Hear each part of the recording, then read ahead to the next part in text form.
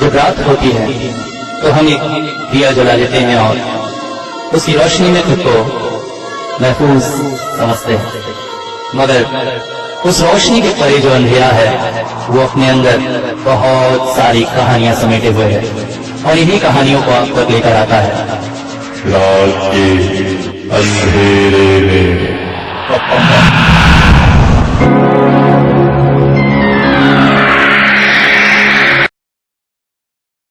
राजू इस वक्त बेहद गुस्से में था और शायद इसीलिए सिगरेट पे सिगरेट पिए चले जा रहा था।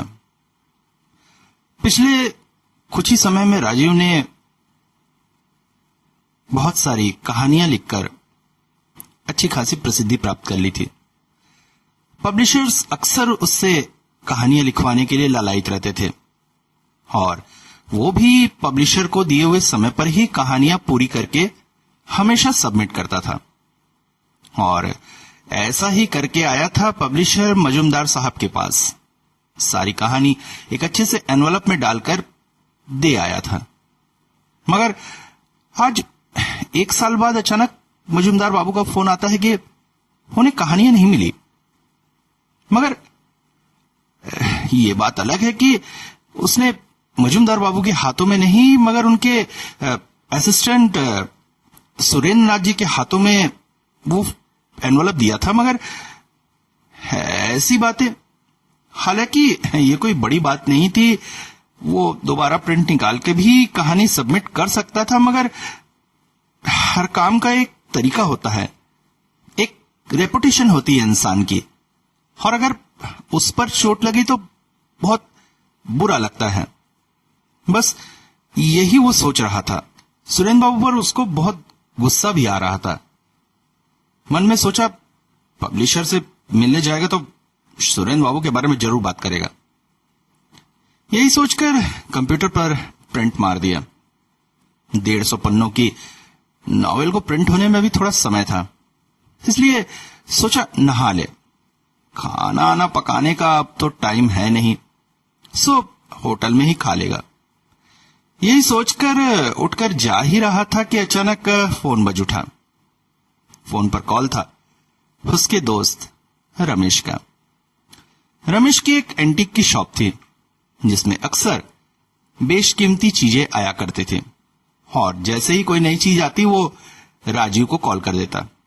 राजीव सामान कभी खरीदता ना था, मगर उसके पीछे की हिस्ट्री सुनने में उसे बहुत अच्छा लगता था, क्योंकि इन्हीं हिस्ट्रियों के पीछे से तो उसे अपनी कहानी के लिए प्लॉट भी मिल जाता था। अतः रमेश का कॉल आते ही वो खुश हो गया और तेज कदमों से जाकर चार्जर में लगा मोबाइल निकालकर कानों में लगा ही रहा था कि अचानक चार्जर के तार से फंसकर पास ही में रखा आईना जमीन पर गिर के टूट गया। ओहो, ये छोटा आईना राजीव को बहुत पसंद था, तो एक काम और बढ़ गया। अब पब्लिशर के यहां जाना है, दोपहर का लंच करना है, एक आईना खरीदना है और फिर रमेश से मिलकर घर आना है। दोपहर करीब 12:30 बजे पब्लिशर मजूमदार साहब के सामने राजीव बैठा हुआ था। मजूमदार एक बहुत ही हंसमुख व्यक्ति थे, जो उम्र में बड़े होने के बाद भी लोगों के बीच अपना माहौल बना ही लेते थे, और वही हुआ राजीव के साथ भी। नॉवेल सबमिट करने के बाद बातचीत का ऐसा दौर चला कि पता ही नहीं चला कि कब 3 बज गए। पब्लिशरों की क्या समस्याएं हैं, डिजिटल बुक्स के होने से क्या लाभ क्या हानियां, और इन विषयों पर चर्चा करते करते चाय की चुस्कियां लेते लेते समय का ज्ञान ही ना था। वहां से निकलकर राजीव ने तुरंत ही लंच किया। उसके बाद निकल पड़ा रमेश की दुकान की ओर। जिस दुकान में उसे 3:30 बजे पहुंच जाना था, वहां पहुंचते पहुंचते उसे 4:30 बज गए। आज ट्रैफिक ही इतना था। रमेश की दुकान पर पहुंचकर वो बोला, हाँ भाई बता क्या है, और थोड़ा जल्दी बताना, आज मैं ज्यादा दिन नहीं रुक पाऊंगा। रमेश बोला, क्या हुआ, इतने दिनों बाद तो आया है।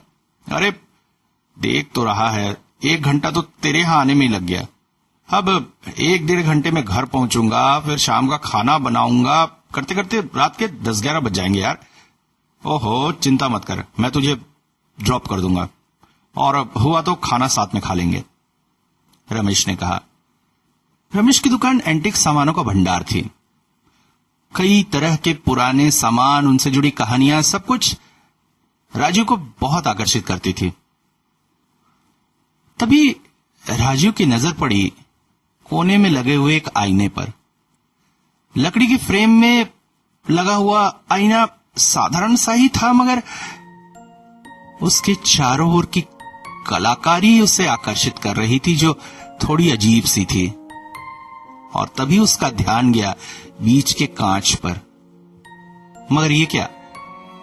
ये तो कांच नहीं था। ऐसा लग रहा था जैसे उस फ्रेम में पानी भर दिया गया हो। हल्की हल्की लहर के बीच राजू की प्रतिबिंब हिलता सा प्रतीत हो रहा था। राजू मंत्रमुग्ध सा उसकी ओर देख ही रहा था कि अचानक रमेश की आवाज कानों में पड़ी। अरे हाँ, यही तो है, ये आईना देख रहा है। देखने में बहुत सुंदर है ना, मगर उतनी ही खास है इसे प्राप्त करने की कहानी भाई। अच्छा, क्या हुआ? 1-2 दिन पहले एक कॉल आया कि एक एंटीक आईना बेचना है। अब तुझे तो पता है जैसा मैं करता हूं। मैंने उनसे कहा ठीक है, ले आइए, परीक्षण कराकर देखेंगे कितना पुराना है, उसके हिसाब से दाम तय कर लेंगे। मगर उस तरफ से जो भी बात कर रहा था वो काफी भव्य व्यक्तित्व का इंसान था। उसकी आवाज से ही पता चल रहा था। उसने स्पष्ट कहा कि वो सामान बेचने मेरे पास नहीं आएगा, बल्कि मुझे उसके पास आना होगा। और सामान काफी अच्छा है, इसलिए शायद मैं ये मौका न छोड़ूं। पता नहीं क्या सोचकर मैं उसके घर की ओर चल पड़ा। शहर से बाहर जो नई कॉलोनियां बस रही है, वहीं पर उसका घर था। आसपास बड़े बड़े फ्लैटों के बीच उसका छोटा 2 मंजिला मकान। बाहर से एक सामान्य सा घर ही था। मैंने दरवाजे पर नॉक किया। दरवाजा एक 13-14 साल के लड़के ने खोला। अपना नाम बताने पर उसने कहा, ओ हाँ सर, आप ही का इंतजार कर रहे हैं, आइए। मगर जैसे ही मैंने उसके घर के अंदर कदम रखा, मैं आश्चर्यचकित हो गया। घर क्या था? एंटीक का खजाना था। ऐसा लग रहा था वो इंसान एंग्लो इंडियन काल में जीता है। उस काल की सभी यादों को समा के रखना पड़ता है। घर की हर चीज एंटीक और पुरानी थी, और कीमत का हिसाब लगाया जाए तो व्यक्ति बहुत ही अमीर लोगों में शामिल होता है। मैं तो घर के बाकी सामानों की हालत देखकर थोड़ा सा घबरा ही गया और सोचने लगा कि अगर ये सामान इतने कीमती है तो जो सामान मुझे बेच रहा है उसकी कीमत क्या होगी। मैं तो 10,000 रुपए ही ले आया था, जो मुझे लगा था सफिशिएंट होंगे, मगर हाँ, थोड़ा सा शर्मिंदा हो रहा था। उस लड़के के पीछे पीछे एक कमरे के पास पहुंच गया। लड़के ने कहा, सर अंदर बैठे हैं, नॉक करके अंदर चले जाइए। मैंने दरवाजे पर नॉक किया। अंदर से वही दमदार आवाज, अंदर आ जाओ। मैंने दरवाजा खोला तो ये एक स्टडी रूम था। आसपास बहुत सारे सेल्फ और उसमें बहुत सारी किताबें। कमरे के बीचों बीच एक कॉफिन काउच बना हुआ था, बेहद गद्देदार और आरामदायक। बहुत महंगा होगा। हाँ, आजकल ऐसे काउच साधारणतः देखने नहीं मिलते। एक ऑक्शन में मैं एक संग्रहालय गया था, वहां पर इसे देखा था। उन्होंने मुझे देखते ही कहा, आइए आइए, आप ही का इंतजार कर रहा था, बैठिए। पास ही की कुर्सी में मैं बैठ गया। क्या लेंगे, चाय या कॉफी? मैंने कहा कॉफी। इसके बाद उन्होंने पास ही के टेबल से कीमती सिगार निकाली और मुझे ऑफर की। मैंने कहा, मैं इसका शौक नहीं रखता। मुस्कुराकर उन्होंने सिगार जलाई। 5-6 कश मारते ही साथ कमरा धुएं से भर उठा। कमरे में एक मध्यम रोशनी जल रही थी। मध्यम रोशनी, सिगार का धुआं एक अजीब से वातावरण को निर्मित कर रहा था। उन्होंने बोलना शुरू किया। असल में जो आईना मैं आपको बेचने वाला हूं, उससे पहले मैं आपसे एक दो प्रश्न करना चाहूंगा। अगर आपने उन प्रश्नों का सही जवाब दिया तो ही मैं ये तय कर पाऊंगा कि वो मैं आपको दूं या ना दूं। देने से मतलब है मैं वो आपको बिना पैसे लिए ही दूंगा। जी बिल्कुल मुफ्त, मगर उससे पहले आपको मेरे सवालों का जवाब देना होगा। मैं चौंक पड़ा। आज तक ऐसी परिस्थिति में मैं कभी नहीं पड़ा था। सामान खरीदने आता था, सामान खरीदता था, ले जाता था, मगर ये तो क्विज कॉन्टेस्ट बन गया। सवालों का जवाब दो और बदले में पाओ इनाम। मगर पता नहीं किस बात पे बनकर उन्होंने जब पूछा आपको मंजूर है, मेरे मुंह से निकल गया हाँ बिल्कुल। तो पहले ये बताइए, आपने नेप्रोकॉन के बारे में कुछ सुना है? मुझे ज्यादा जानकारी तो नहीं थी, मगर एंटीक खरीदते बेचते ये सुना था कि 1000वीं शताब्दी में आज के इल्युमिनाटी की तरह कुछ लोग हुआ करते थे जो भूत प्रेत तंत्र मंत्र आदि की पूजा करते थे। मैंने वही बता दिया। और पॉलिंग ब्रुक का नाम आपने कहीं सुना है? मैंने कहा हाँ, शेक्सपियर की एक नाटक में ये नाम मैंने सुना था। उसमें एक जादूगर का नाम था। वो हंस पड़े। Shakespeare. All things are not only heaven and hell in this world. इन सब नाटकों आदि से भी परे कुछ चीजें हैं इस दुनिया में। खैर, आपके जवाबों से मैं संतुष्ट हूं। मैं आपको वो सामान जरूर दूंगा, मगर उससे पहले उस सामान से जुड़ी हुई जो एक कहानी है वो मैं आपको बताना चाहता हूं। उसे सुनकर आपको डिसाइड करना है कि आप वो सामान लेंगे या नहीं लेंगे। मैंने बड़ी रोचकता के साथ उनकी बातें सुन रहा था। तभी अचानक दुकान की घड़ी ने 7 बजने का घंटा बजाया। रमेश चौंक पड़ा। अरे 7 बज रहे हैं, क्या करना है? राजीव ने कहा, तू आगे कहानी बता। रमेश ने आगे कहना शुरू किया। इसके बाद उस व्यक्ति ने आगे कहना शुरू किया। अभी मैंने जो नाम बताया वो असल में 15वीं शताब्दी का एक बहुत ही प्रसिद्ध नाम था। उस समय के चर्च के एक बहुत ही फेमस पादरी हुआ करते थे जो राजा के बहुत समीप थे। मगर इसके साथ साथ उनका एक और रूप भी था। उसी कैप्रिकॉनिक संस्था के सदस्य के रूप में, जहां पर भूत प्रेत तंत्र मंत्र आदि पर वो रिसर्च करते थे। उनका एकमात्र शिष्य था आर्मर। शहर में उनके जैसे कुछ और लोग भी थे जो छद्म रूप में अपने कामों को चलाते जा रहे थे। एक दिन आर्मर कुछ काम से शहर से बाहर गया हुआ था। तभी राजा को पता चला कि पादरियों में से एक ने राजा का हॉरोस्कोप बनाया है ताकि राजा की मृत्यु की भविष्यवाणी की जा सके।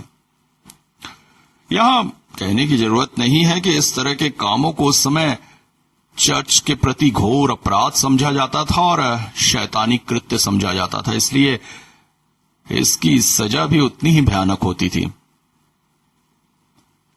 जब उस व्यक्ति को टॉर्चर किया गया तो उस संस्था के सभी लोगों का नाम निकल आया, जिसमें इनका नाम भी था। सजा मिली, बेहद भयानक सजा। उसके शरीर से गर्दन काटकर अलग कर दी गई, शरीर को 2 टुकड़ों में बांट दिया गया और दिल निकाल लिया गया, और शहर के 4 जगहों पर उसे टांग दिया गया, लोगों को सबक के तौर पे कि चर्च के विरोध में काम करने पर क्या सजा मिल सकती है। आर्मर जब शहर में लौटा और उसे ये बात पता चली तो बेहद दुखी जरूर हुआ, मगर उसके मन में कोई भी क्रोध या प्रतिहिंसा नहीं थी। उसने राजा से निवेदन कर अपने गुरु का शरीर के टुकड़े एक बक्से में इकट्ठा किए। उसे 3 ही टुकड़े मिल पाए। सर चोरी हो गया था। उसे लेकर वो चुपचाप जंगल के पास एक कमरे में चला आया। यह कमरा वास्तव में उसके रहने की जगह थी, जहां रहकर वो तांत्रिक क्रियाएं किया करता था। उस रात उसने प्रण लिया कि अपने तंत्र शक्ति से वो अपने गुरु को फिर से जागृत करेगा। जब लंदन शहर धीरे धीरे नींद की आगोश में खो गया, जब उस जंगल से भयानक आवाजें आने लगी, जिस जंगल में रात को कोई भी नहीं जाना चाहता है, क्योंकि जो भी वहां जाता है दोबारा वापस नहीं आता है, और क्यों ये किसी को नहीं पता। तब उस जंगल के करीब ही उस कमरे में बैठकर आर्मर ने तंत्र क्रिया शुरू की। उसके सामने रखा था सड़ा गला हुआ सा उसके गुरु की लाश, जिसमें से बहुत ही तीक्ष्ण दुर्गंध आ रही थी और मक्खियां उसके ऊपर भिन भिन आ रही थी। आर्मर तांत्रिक उपचार करता चला जा रहा था, मगर तभी उसे महसूस हुआ जैसे जंगल की तरफ से एक तेज हवा और अजीब सी चीख उसके कमरे की तरफ पड़ रही है। वैसे ऐसे होने की बात तो नहीं थी, मगर हो क्यों रहा है वही समझने लगा। वैसे आर्मर ने अपने शरीर को मंत्र बंधन से बांध लिया था, इसलिए उसे किसी भी तरह का कोई भी खतरा न था। वो तेज हवा कमरे का दरवाजा खोलकर कमरे में प्रविष्ट हो गई, और इसके साथ ही वो बक्सा खुल गया, और उस बक्से में से उसके गुरु के लाश के टुकड़े हवा में गोल गोल घूमने लगे। आर्मर की आंखों के सामने ये सब कुछ चल रहा था, और तभी उसने देखा उसके गुरु का शरीर धीरे धीरे जुड़ने लगा है। शरीर के जिन हिस्सों के मांस सड़कर निकल गए थे और हड्डियां दिख रही थी, उनमें अब नया मांस लगने लगा था, और धीरे धीरे वो शरीर जुड़कर एक पूरे इंसान के शरीर के रूप में खड़ा हो गया, और उसमें प्राण का संचार हो गया। तब आर्मर को समझ में आया कि उसके गुरु ने अपनी आत्मा शैतान को बेच दी थी, और जब उसने गुरु का आह्वान किया तो शैतान के दास पिशाच के रूप में उसको गुरु की आत्मा वहां प्रकट हुई, और उसमें एक शरीर की आवश्यकता पूरी हुई उस सड़े गले शरीर से। अब उसके गुरु की पैशाचिक आत्मा उस शरीर में थी, और तभी आर्मर देखकर आश्चर्यचकित हो गया। वो शरीर अजीब तरह से छटपटाने लगा और घर में इधर उधर घूमने लगा। सर न होने के पश्चात भी जैसे कोई शक्ति उसका मार्गदर्शन कर रही थी, और वो घर में कुछ ढूंढ रहा था, और वो असल में थी उसका सर, क्योंकि उसके सर के परिपूर्ण होने पर ही उसका वो पैशाचिक शरीर परिपूर्ण होता। आर्मर बैठे बैठे भी ये देख ही रहा था कि तभी उसने देखा घर में घूम रही मक्खियों की संख्या धीरे धीरे बढ़ने लगी है और वो सब कमरे के कोने में जाकर इकट्ठा होने शुरू हो गए हैं और धीरे धीरे लेते जा रहे हैं एक इंसानी स्वरूप। और जब वो स्वरूप पूरा हुआ तो आर्मर की सांस जैसे रुक गई, उसके मुंह से शब्द निकल आए, बेफिनेट बेफिनेट। आर्मर के सामने खड़ा था एक शैतानी स्वरूप जिसका शरीर दोनों तरह की इंसानी रूप, स्त्री और पुरुष के आधे आधे से मिलकर बना था और उसके गर्दन पर रखा हुआ था एक भेड़ का सिर जिसकी आंखों में आग जल रही थी। सर पर दो बड़े बड़े सींग थे जो गोलाकार रूप में घूमे हुए थे और उसके मुंह से निकल रही थी खूंखार चित्कार। उसने आर्मर की तरफ उंगली दिखाई और इसके साथ ही आर्मर के गुरु का वो सर्वहीन शरीर आर्मर की तरफ बढ़ने लगा। आर्मर को देखकर कुछ भी समझ में नहीं आ रहा था। वो इन परिस्थितियों के लिए कतई तैयार नहीं था। उसने सोचा भी नहीं था कि ऐसा होगा। तभी उसने वो किया जो आज तक उसने नहीं किया था। उसने जिन मंत्रों को पढ़कर अपने गुरु के शरीर को जीवित करने का प्रयास किया था, उन्हीं मंत्रों को उल्टा पढ़ना शुरू किया। आश्चर्य असर होने लगा।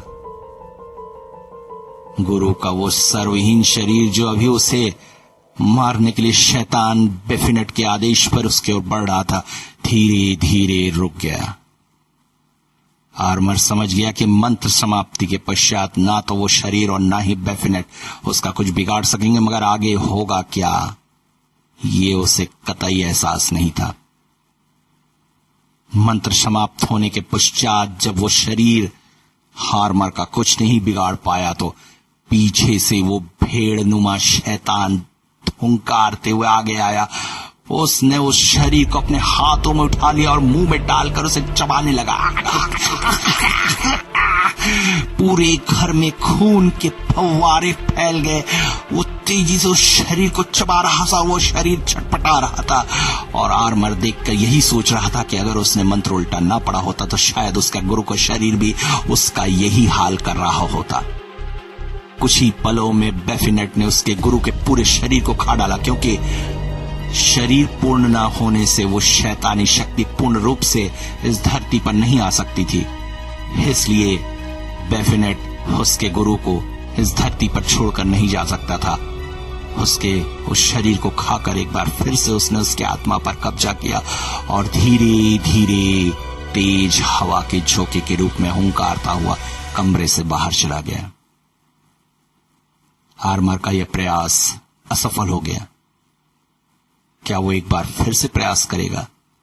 एक और शरीर लेकर एक बार फिर से अपने गुरु की आत्मा को उसमें डालकर मुक्त करने का प्रयास करेगा? क्या अब की बार उसका शरीर खुद इस काम के लिए इस्तेमाल किया जाएगा? सुबह अचानक एक नवयुवक आर्मर का कमरा खोलकर अंदर आया। आर्मर को बेहोश हालत में और कमरे की व्यवस्था देखकर वो थोड़ा सा चिंतित हुआ। ये था आर्मर का शिष्य टॉरस। आर्मर ने उसे बता दिया था कि वो क्या करने वाला है, मगर चूंकि टॉरस अभी नया नया था इसलिए उस रात आर्मर ने कमरे में उपस्थित रहने की अनुमति उसे नहीं दी थी। टॉरस ने मंत्र शक्ति के बल पर आर्मर को एक बार फिर से ठीक करने की कोशिश की। पूरा दिन वो इसी प्रयास में लगा रहा और रात के समय जाकर आर्मर सामान्य अवस्था में हुआ। सामान्य अवस्था में आकर आर्मर ने उसे सब कुछ बताया। आर्मर इस अवस्था के लिए कभी भी तैयार नहीं था। उसे पता नहीं था कि उसके गुरु की आत्मा शैतान के कब्जे में है। इसके बाद 1 साल तक आर्मर टॉरस को मंत्र दीक्षाएं देता रहा। 1 साल बाद एक दिन वो बोल पड़ा, अब तुम पूरी तरह से ज्ञान में दक्ष हो और हर तरह की तांत्रिक क्रियाएं करने में समर्थ हो। अब हमें एक बार फिर से वही करना है। क्या करना है? वही जो मैंने उस रात किया था। मेरे गुरु की आत्मा आज भी शैतान के कब्जे में है। मुझे उसे मुक्त करना है। मगर उस रात जो हुआ उस वक्त मैं उस बात के लिए तैयार नहीं था। मगर अब सब कुछ समझ में आ चुका है। अब मेरे साथ तुम भी हो गए सहायक के रूप में और हम शैतान से लड़ेंगे और मेरी गुरु की आत्मा को उसके कब्जे से मुक्त करेंगे। उस रात एक बार फिर मंत्र प्रक्रिया चल पड़ी। आर्मर ने एक बार फिर से अपने गुरु की आत्मा का आह्वान करना शुरू किया। कुछ ही समय पश्चात फिर जंगल की तरफ से तेज हवाएं और दहाड़ने की आवाज आने लगी। मगर वो तेज हवाएं कमरे के बाहर पहुंचकर रुक गई, क्योंकि टॉरस अपनी मंत्र शक्ति से शैतान को कमरे के बाहर ही रोके हुआ था और कमरे के अंदर मंत्र बल से अपने गुरु की आत्मा का आह्वान कर रहे थे आर्मर। यह प्रक्रिया तेजी से चली जा रही थी। आर्मर जल्द से जल्द अपने गुरु को वहां उपस्थित करना चाहते थे, क्योंकि उन्हें पता था कि टॉरस ज्यादा समय तक शैतान को बाहर रोककर नहीं रख सकेगा। बाहर तेज हवाएं और शैतान के हुंकारने की आवाज के साथ साथ टॉरस के मंत्रों की आवाज चल रही थी और कमरे के अंदर आर्मर अपने गुरु का आह्वान कर रहे थे। तभी अचानक शैतान की शक्ति क्षीण हुई और ऐसे में ही टॉरस ने अपने मंत्र बल पर शैतान को बस में करने की कोशिश की। परिस्थितियों को देखते हुए आर्मर ने एक कठिन फैसला लिया। इंसानी शरीर के रूप में रहकर आत्मा को बुलाने की अपेक्षा आत्मिक रूप में आकर आत्मा को बुलाना काफी आसान और शक्तिशाली होता है। इसलिए उसने पास ही पड़ा हुआ चाकू उठाकर अपने सीने पर उतार लिया।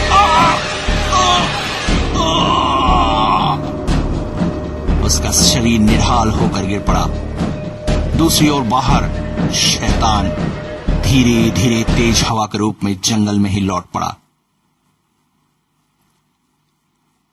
टॉरस अपने आसन से उठकर कमरे के अंदर आया। कमरे में आर्मर की लाश पड़ी हुई थी, मगर इस बात से टॉरस ज्यादा चिंतित नहीं हुआ, क्योंकि आर्मर ने इस अवस्था के आने की बात भी उसे कह दी थी। अब टॉरस अपने गुरु से आत्मिक रूप में कभी भी संपर्क कर सकता था, इसलिए उसे उतना दुख नहीं था। टॉरस ने आत्मिक रूप में ये पाया कि गुरु की आत्मा को आर्मर ने शैतान से मुक्त कर लिया है और उसे 3 अलग अलग तावीजों में कैद कर दिया है। मगर उन तावीजों की खासियत यह है कि हर 100 साल में गुरु की आत्मा एक बार फिर से जाग उठेगी और इस धरती को छोड़कर एक बार फिर से शैतान की सेवा में जाने का प्रयास करेगी। मगर उसे इस धरती पर रोके रखने के लिए खून की बलि देनी होगी, इंसानी खून की। इन तावीजों में उसकी गुरु की काली शक्तियां समाई हुई हैं, जो इसके उत्तराधिकारी को खुद ब खुद खोज लेंगे और इन शक्तियों के द्वारा उत्तराधिकारी अपने जीवन के सभी इच्छाएं पूरी कर सकेंगे। इसके साथ ही आर्मर ने यह भी कहा था कि टॉरस उसके शरीर को उसके कमरे के साथ जला दे और लंदन छोड़कर कहीं दूर चला जाए। टॉरस ने वैसा ही किया। मैं उनकी बातें बड़ी ही ध्यान से सुन रहा था और इतना मगन हो चुका था सुनने में कि मैं ये बोलना ही भूल गया कि वो आईना मुझे लाकर दिखाएं। उन्होंने आगे कहा, इसके बाद वो तावीज कई लोगों के हाथों से होकर गुजरे और पहुंचे मेरे परदादा के पास। मेरे परदादा से वो मेरे दादा के पास आए। मेरे दादा, जो तंत्र विद्या में बहुत प्रवीण थे, उन्होंने उन तावीजों को एक बार फिर से रूप परिवर्तित करके 3 वस्तुओं में बदल दिया। एक बहुत बड़ी सी घड़ी, जो हमारे ही किसी रिश्तेदार के पास कहीं है, मगर कहां है मुझे पता नहीं। एक किताब, वो भी किसी के पास है, और कहकर वो उठकर खड़े हुए। अभी तक मैं लगातार उनकी बातें सुनने में इतना मगन था कि किसी तरफ ध्यान ही नहीं था। तभी दरवाजे पर दस्तक हुई। लड़का चाय और सैंडविच लेकर आया।